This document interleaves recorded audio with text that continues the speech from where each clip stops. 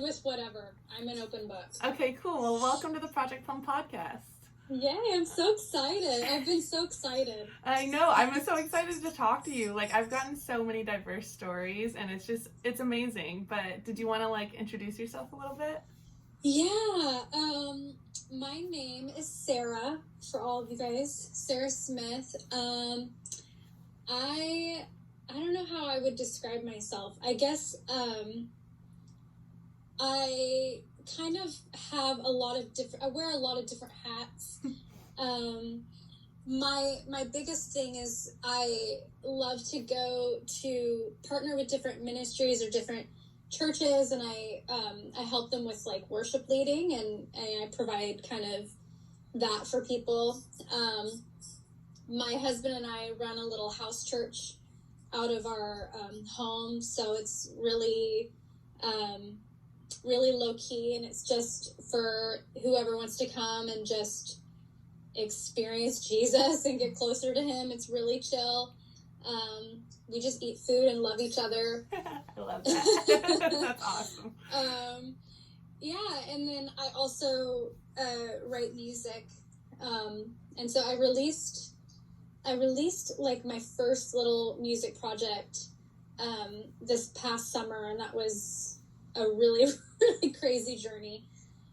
So I'm in the process of working on my newest project, and basically part of my story is that my husband and I struggled with infertility for a long time, and so this next project that I'm doing, it's all songs that I wrote during that process. Oh my gosh.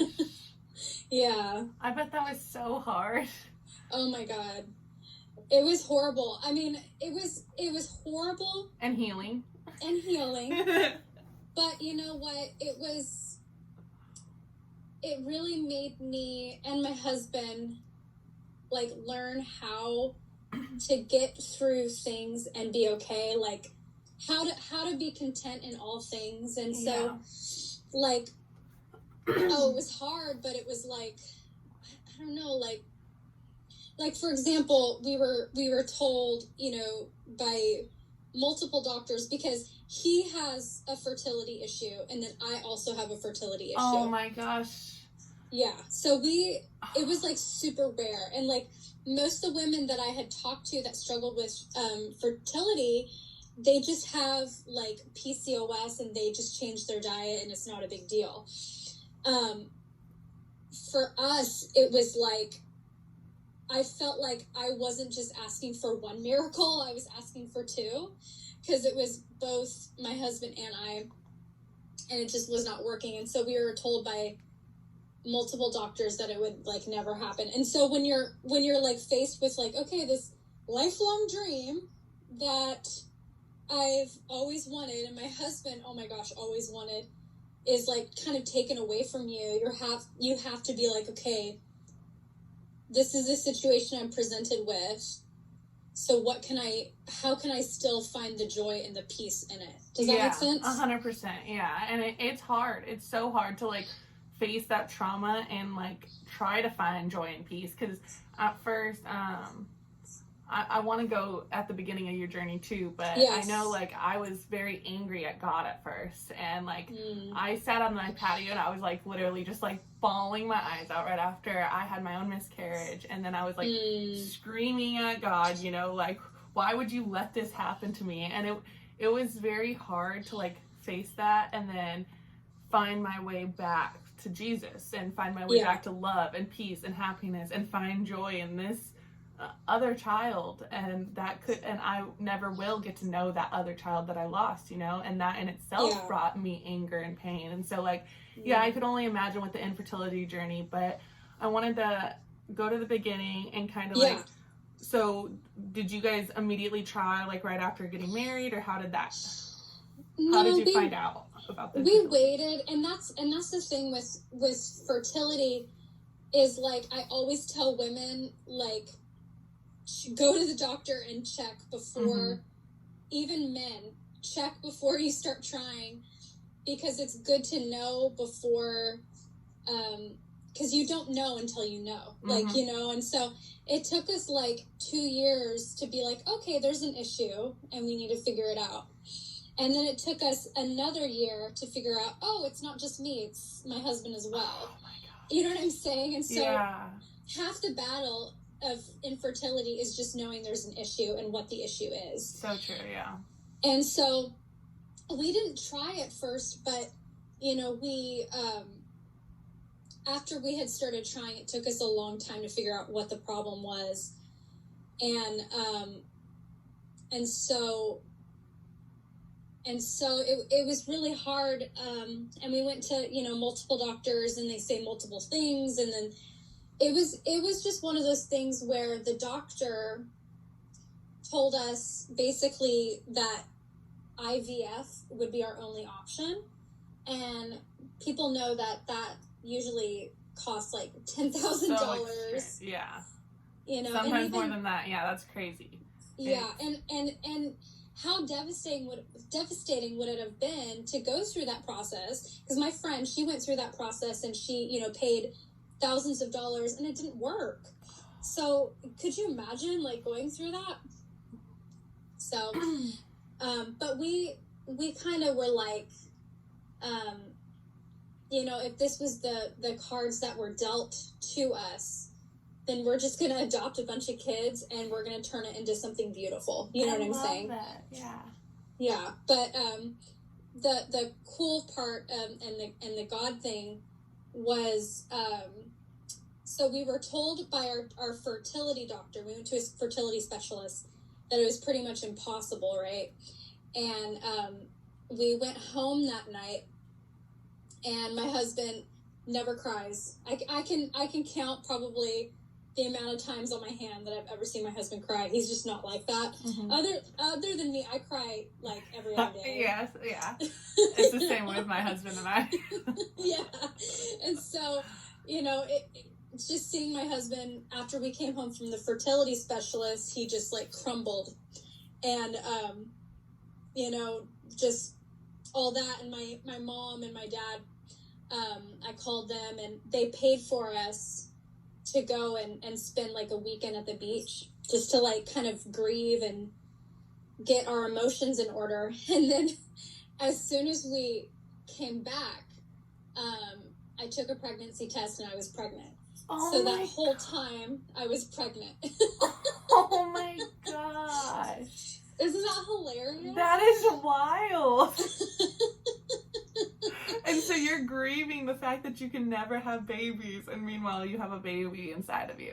Yes, and we were just crying and just grieving and trying to process, and then we went home and I was pregnant. And what's funny is like that whole time I was at the beach, I was tired, I was really nauseous, I could barely eat stuff, and I thought it was just grief or depression. I was like, maybe that's just because I never thought I would ever be pregnant. Because at that point it was like 3 years of you guys trying then. Yeah. Oh yeah. my gosh. Yeah, and when you struggle with fertility, taking pregnancy tests are always like really traumatic. Oh yeah. So I waited till the last possible moment, you know. But yeah, and so that's kind of my story in a nutshell. And how many weeks were you when you went to the doctor and found out? 7 or 8 weeks. Okay, yeah. So, and you immediately got the heartbeat and everything? Yeah, well, what's funny was I took the pregnancy test and I thought, and it was positive, and I thought it was like the universe or the Lord or whatever was pulling a prank on me. I just was like, I didn't believe it. And so we ran around town trying to find, because it was the day before Thanksgiving. We were running around trying to find somebody to prove it because we needed that piece so that we could like, tell our families, and it, you know, we didn't want to wait because there was a lot of anxiety for me. And so finally we called my fertility specialist, who they're amazing, and they got us a blood test immediately. And they were like, we don't know if we're going to have the results in time because I got there really late, but we'll try. And so they called me, literally, they had already closed, and they had just got the fax in. And they called me after they had closed, and they told me the results. They had my blood test, and they were like, "You're pregnant." And oh my gosh. And we were in the car, and we were in the drive-through thing, and we immediately got out of the drive-through and drove to my husband's parents' house. And, you know, my husband had this affected, I mean, it affected us both, but it really, really affected him.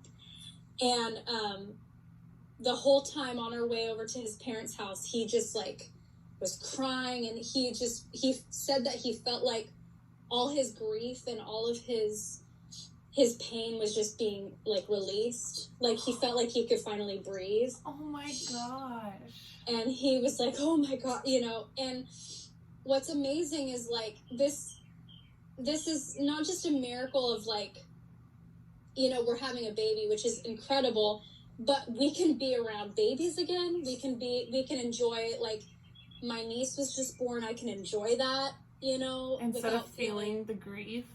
Mm-hmm. And it's just amazing, you know.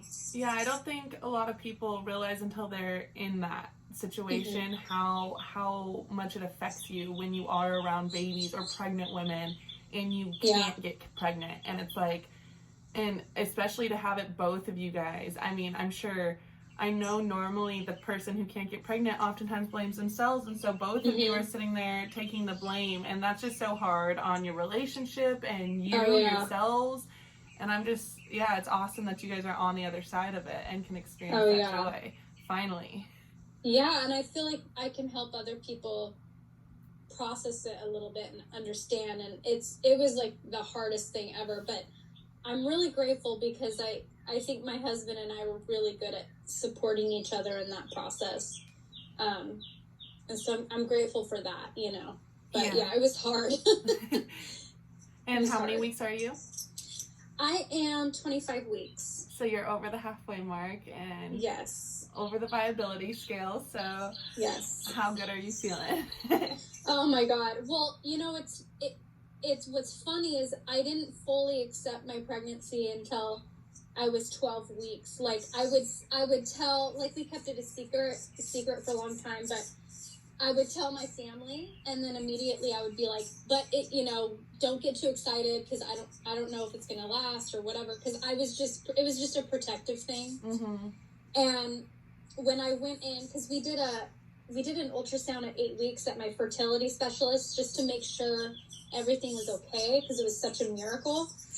And oh my gosh, I was like shaking because they had to do the kind of ultrasound where they, sorry if it's, I don't know what it's called, where they kind of put it up. Oh yeah, the transvaginal. Yeah. Yes, they had to do transvaginal, and my doctor was a man, and I'd never had it done by a man before, so that was kind of weird.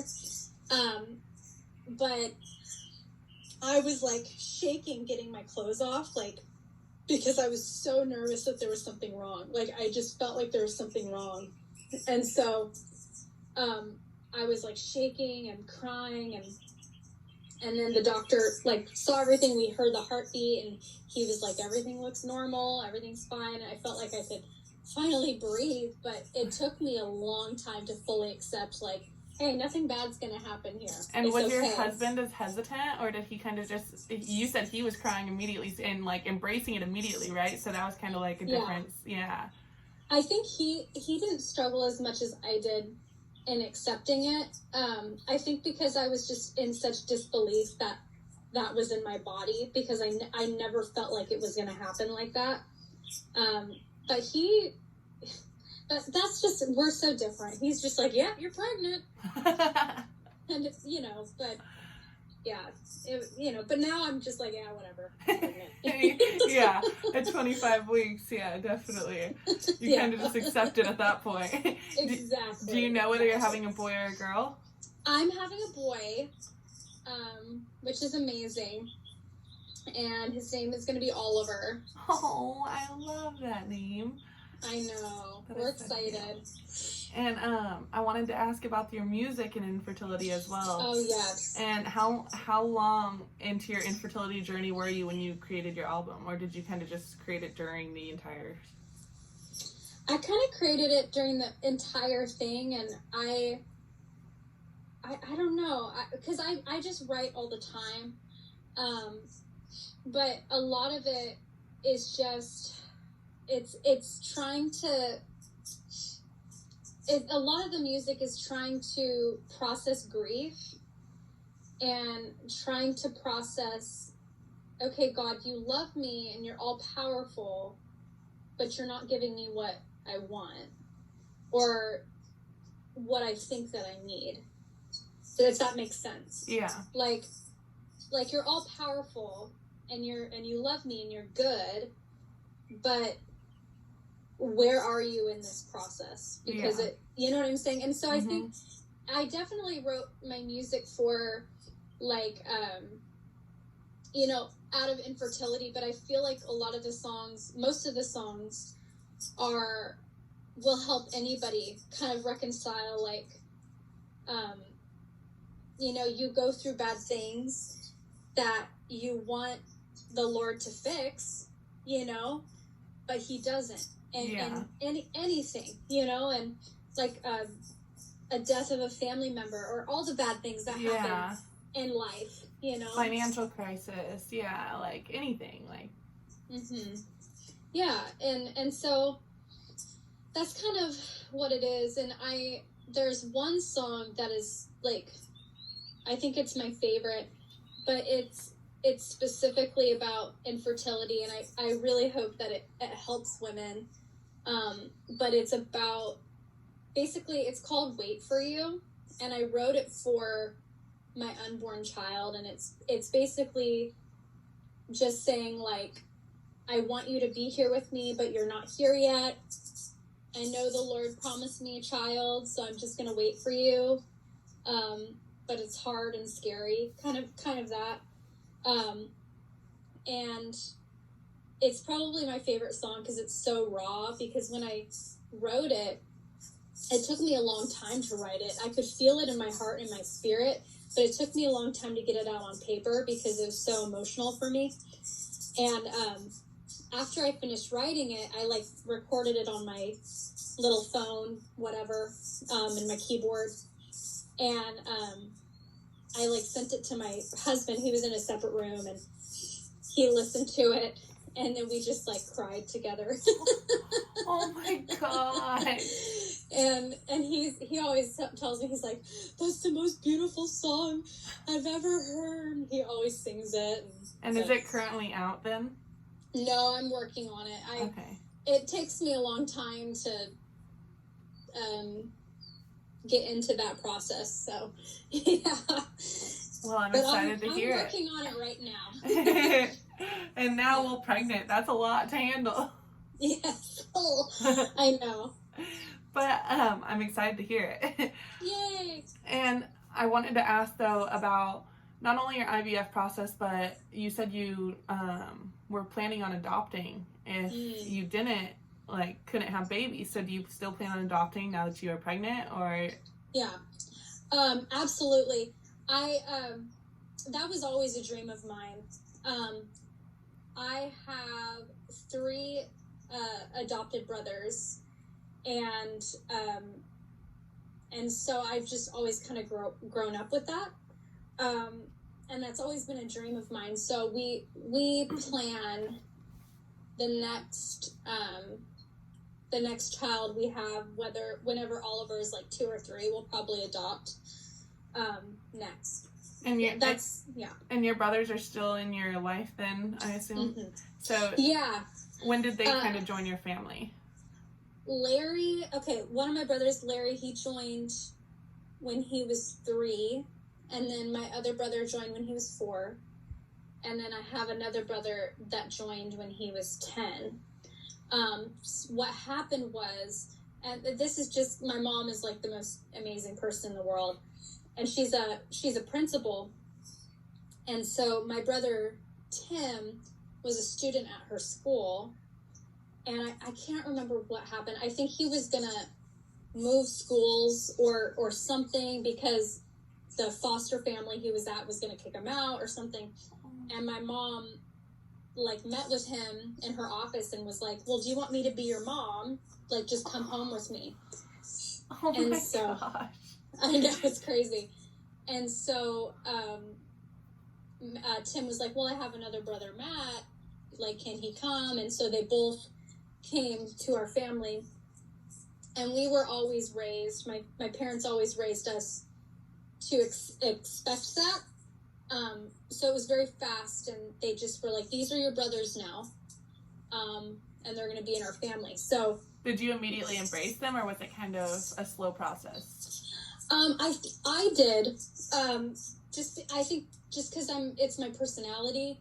I'm just very much like, okay, yeah, like come into the family. And my parents were really good about establishing that culture in our family of being like, hey, our family and who we are is about love and loving each other and laying down our lives for people. So it was very easy for me. I think it was harder for my older brother to accept. I don't think it was. I think it was just his own process. Mm-hmm. And I think it also had to do with it being the same gender, if that makes sense. Like, yeah, no, 100%. Like, you're the girl, so you're getting treated a different way, and like the mother and father son connection, he feels like he's having to share. Exactly. Different, yeah. Yeah, and he was younger at the time, but we're all very very close now, and it's cool. We're all adults now, so. Would you guys want to adopt? Like, do you guys have a certain preference on the age or anything like that? We would rather have somebody probably somebody closer to Oliver's age, just so that they can be friends and have that relationship. And it's my parents always said it was always good to adopt younger kids like that were younger than 4, because the trauma that the kids endure, they're able to bounce back faster if they're under the age of 4. And so I want to be able to get in and help that child overcome. I think when Chris and I and my husband, when we get older, we'll probably adopt older kids. Okay. Just to, because they're harder to adopt, and I want to help those kids too. So, but for now, we'll probably stick to somebody a little bit younger. And how do you guys expect to involve church in both your child and the adoptive child? Involve church, you said? Yeah, sorry. That's a very interesting question.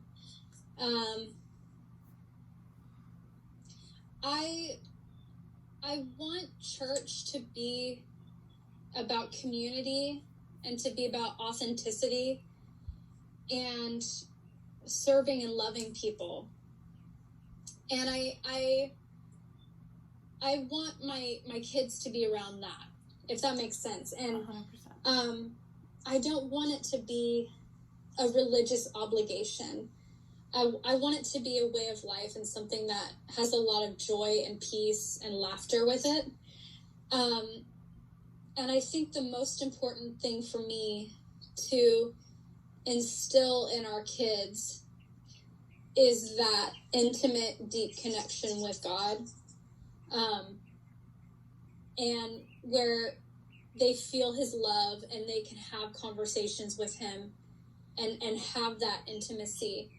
I was raised with very religious, very much about output, and you have to do all this stuff for the Lord, and you have to do all this stuff, and it was really traumatic for me.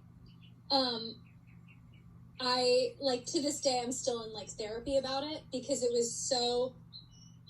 I was never taught that the Lord loved me, or that you could have this intimate relationship with him. And so when I was 19 or 20, I just dedicated, I think it was 3 years, I prayed for an hour a day, every day. And like the Lord was so good at breaking down those walls and just coming in as a loving father. And I think like that's why a lot of people like run away from the church right now, is because they don't have that intimate connection with a father. Like you could tell me anything about Christianity, anything about pastors failing or whatever, and it doesn't shake me because I have this connection with him. And you know what I'm saying? And I think that's what I want to instill in my kids, and not just my kids. You turn away from the bad things, like not turn away, but that's not what you're embracing. You're embracing the love and the kindness and the joy. Yeah. Because everything flows out of that. All the other stuff flows out of that. So it's like I help somebody on the street or whatever. I help somebody or I serve somebody because I know that I'm loved, right? Mm-hmm. It's a different mindset, and we have it so backwards, and that's part of what I do when I like go to different churches or ministries or whatever. I want people to have that connection with him, whatever and however I can do that, right? Yeah, that's really beautiful. I love that. Mm-hmm. And do you continue to like write? Are you going to continue to write music and everything as you go through motherhood? And oh yeah, I have to. I'm like, I'm very grateful to have a husband that is very supportive in that. But yeah, it's who I am, and I have to. I have to continue doing that. When did you start therapy? I started therapy, like official therapy, this year, with when we were going through infertility. So a while back, and it's taken me a little bit to get used to it, because I'm so used to I have a spiritual mom that I love her, and I usually just go with her, but having that professional counseling that's not based out of like a religion is really helpful. And so I've been going for about a year. And why do you think like the separation from the religion is important during therapy? I think because the Lord, I feel like the Lord is in all things, but I think there's I'm a highly emotional, highly sensitive person, and sometimes you need that like that person to kind of speak in very logical terms of, okay, what's going on in your brain? What are those thought processes you're partnering with? Like, you know, and kind of help you to change those thought patterns. Does that make sense? Yeah, and kind of play devil's advocate in a sense. Yeah, exactly. Yeah. Well, I know therapy would be good for most people, so. I think everyone should be in therapy. Yeah, same. Yeah, 100%. I agree with you. It's because we all have stuff. I don't think anybody, everybody has wounds and bruises and things from life. Like, I don't think anybody's immune from that. And so if you want to live like a healthy whole life and not have to struggle with the same stuff you always struggle with, it's like, go to therapy, deal with it, you know? And we can also like work backwards. We can start at the beginning and now and connect all of the things that we need to connect in life to lead us to a greater sense. Like, it's very important, I think. Oh my gosh, it's so important. And I wish more men would do it. Yeah. Because there's such a stigma with men and talking about your feelings and all this stuff, and it's like, gosh, like I wish I'm glad that people are starting to talk about it more, but I just want men to feel free to do that as well, you know? And kind of embrace the vulnerability.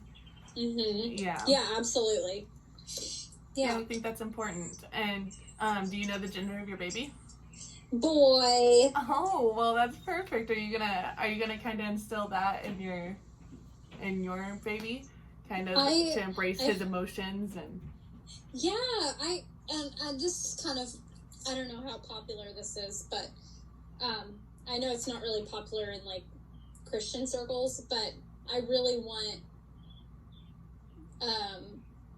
it to be as gender neutral as possible for things, just because I don't want there to be something socialized where it's like, okay, you have to be like this strong person and you know, not have emotions or whatever. I want him to feel like he can process how he wants to process, you know? Yeah. I'm gonna go inside because my dogs are being crazy. You're fine. Okay. All right, here I am. Yeah, I think that'll be really good, though, to raise. Do you think that, I mean, you mentioned that the church, sorry, my mind is going 3 different places. You mentioned that the church is, would kind of disagree with the whole raising it in gender neutral terms. What led you to kind of believe that that's the right way to raise your child if it's not from that? I think a lot of it came out of my education, because I have like psychology. I have my degree in psychology, and they really looked at like with babies, like what do you automatically, like what's a toy that you automatically give a boy or give a girl? And it's like you automatically give a girl a doll, right? You automatically give a boy like a truck. And I think moms and dads and people are not, like, they're just trying to do the best for their kids. Mm-hmm. It's not like anything shameful. Yeah. But I want to be able to like focus on like education. Yeah, and allow him to pick what he wants to play with. Yeah. And because if I have a son that is a little bit more sensitive or whatever and doesn't want to play with trucks, then he doesn't have to. And there's just a lot that I think a lot of it has to do with women as well as where you're socialized, right? You give a doll, and so it's like you're given a doll, so it's like, okay, you're going to be a mom. Yeah. That's what you're going to do. And you know, growing up in the church and having gender roles be very like the women do this and the men do this, I never fit into those roles where it's like the women are either in children's ministry or, you know, they have a women's tea event that they lead. And that was never my thing. But feeling like I'm socialized to be in those roles, it was really hard on me. And in the church, I've had to like fight to be heard and respected as a woman. And I want us to be able to challenge those things, right? If it's not completely stated in the Bible that, you know, a woman has to do this and a man has to do this, then I'm not going to expect it for anybody. Yeah. Right? No, that makes 100%. I agree with you 100%. You mentioned though, like when you were a child, you kind of were raised in a traumatic way, and mm-hmm. that you say like you fight against the church, especially if it's not specifically stated in the Bible or by Jesus, and or in your terms, like what you feel. What still led you to the path of religion if like you mm-hmm. have faced those tragedies? Yeah. You know, I think it's always like being in the right place at the right time and having the right people surround you in critical times. And I had a really traumatic experience in a church setting, and it's I don't mind talking about it, but I don't need to go into details. But the church was really just did a lot of stuff, and there was a woman that came alongside me, and she didn't judge me. She didn't tell me what to do. She just listened to me and believed me and stood up for me. And she introduced me to what it looks like to have like a loving relationship with God, and introduced me to the Holy Spirit and prayer and all that. And I believe if it wasn't for her, I probably wouldn't be a Christian today, because she introduced me to what it's like to experience the Lord and prayer and all of that without all the rules and everything. And then shortly after that, I was on staff at a church for a long time, but I went to this church, and they were so good, like, about just focusing on what the Spirit is saying and really establishing that relationship. And I think if it wasn't for that, I probably wouldn't be around, because it was just, I didn't even know that stuff existed. I didn't know you could, like, sit with the Lord for an hour and feel like nothing but joy and peace, you know?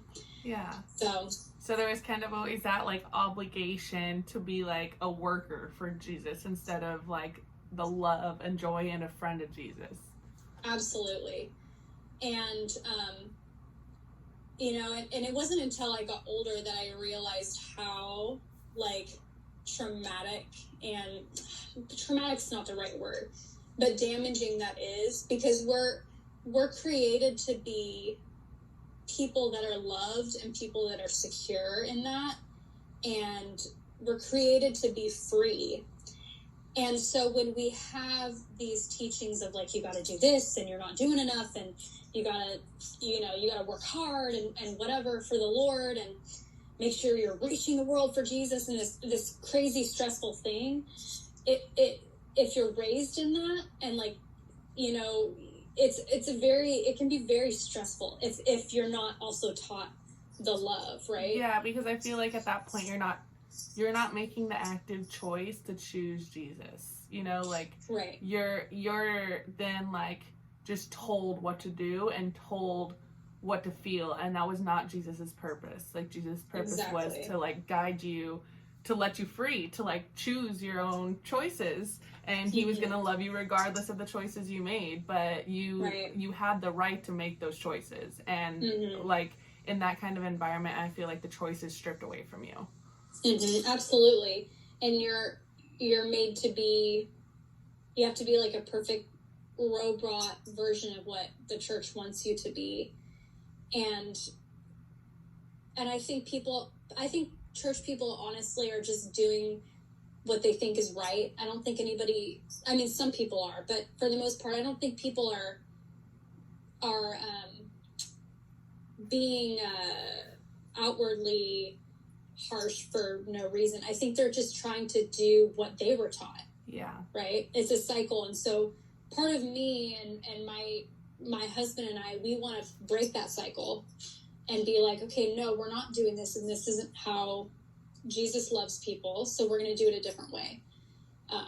If that makes sense. I really respect that. And you guys said you had a home church, correct? Mm-hmm. So it's kind of just like you've said you focus mainly on community. Is that right? Mm-hmm.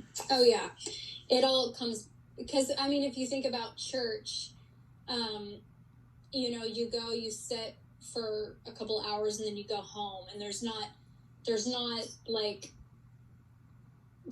that space. And something that I read in the Bible a lot, I've been reading a lot about Jesus's life. He took his time, and there was a lot of space to be with people and sit with people. And we don't do that in the church today. We sit for an hour or two under a pastor, and we go home, and there's not really that sitting time and that space to just be and take our time. And so that's kind of what it is we come, we eat together, we be with each other, we talk about our lives, and then we bring Jesus in there. So it's more of like a family, right? Sorry. Oh, yeah. And because I think that's what Jesus originally had intended, you know? So do I. Yeah, because he walked with, like, so many different walks of life, and he wandered. His whole thing was wandering. I mean, if you take anything from the Bible, it's that there's multiple different stories from all walks of life. Oh yeah, absolutely. And he didn't run towards although he spoke at the temples, he didn't run towards the crowd or run towards the temples to speak in front of all these people. He ran towards the small, and I'm going to sit with these 12 people, or I'm going to sit with the tax collectors and the prostitutes and have dinner with them and hang out. That's what he gravitated towards. And so that's what I want to gravitate towards, you know? Yeah, I love that. And I imagine that's what you want your children to believe, is just to love and be kind to all. Yeah, that's how it should be. That's how we were made. Mm-hmm. Yeah. Well, I think your journey is beautiful, and thank you for coming on. And if there's anything else you want to say, you're more than welcome to. Thank you so much for having. This was so amazing, and it brought me so much joy today. That, you know, I don't get to share my story very often, especially with somebody that likes to hear it. So right, and is essentially a stranger, but I do. I love to hear your story, and I'm so glad that you finally got your baby. I know, praise God. Right? So good. Amazing. Yeah, thank you so much. Yeah, of course. And I'm sure we'll stay in contact. Yes, for sure. Bye. Bye.